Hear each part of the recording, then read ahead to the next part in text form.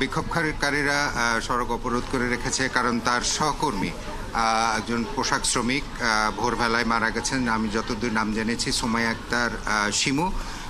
সে মৃত্যুর মুখে পতিত হয়েছে সড়ক দুর্ঘটনার কারণে, যার কারণে সড়ক অবরোধ করে রেখেছে। তার সহকর্মীরা সম্মত এখানে আছেন।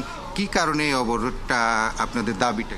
এখানে দাবিটা হচ্ছে, এখানে সম্পূর্ণ মূল ঘটনা আমি নিজে চোখে দেখছি, ঠিক আছে। এটা হলো আপনার 6:40 ঘটনা।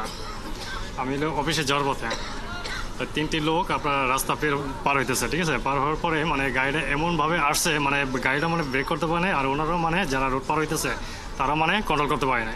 তো গাড়িটা দেখলাম যে মাইরা দিয়ে চলে গেল। তো আমি গাড়িটা ধরার জন্য আমি ব্রিজ পর্যন্ত দৌড়ে গেছিলাম, ধরতে পারি না। পরে ওখানে আমি পুলিশ দেখছি, পুলিশ দেখার পরে পুলিশ আমি বললাম যে ভাই ওইখানে একটা অ্যাক্সিডেন্ট হয়েছে, আপনার গাড়িটা আটকানোর জন্য আপনার মহাখালী ট্রাফিককে একটা ফোন বলেন।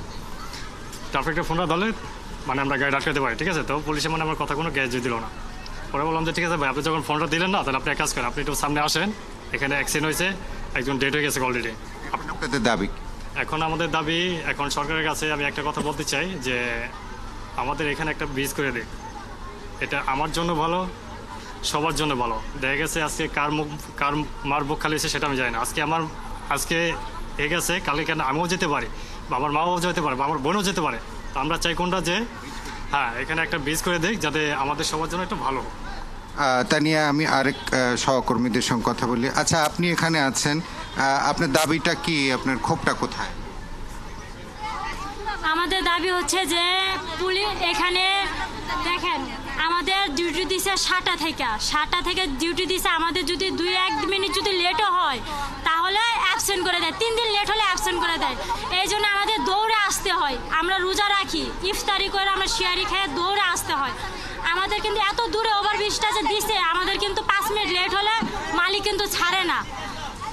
তখন এই যে দ্রুত আমরা কিন্তু সিঙ্গেল দিছি, যখন ওই 3টা মানুষ যখন পার হয়েছে আমরা কিন্তু সিঙ্গেল দিছি, তারপরে কিন্তু ওরা থামে নাই, ঠিকই মাইরে দিয়ে চলে গেছে। এটা কি ঠিক হয়েছে? যখন লাশটা যখন এখানে পড়ে আছে তখন কিন্তু ট্রাফিক পুলিশরা আসে না, যে জায়গায় কী হলো যে একটু দেখি।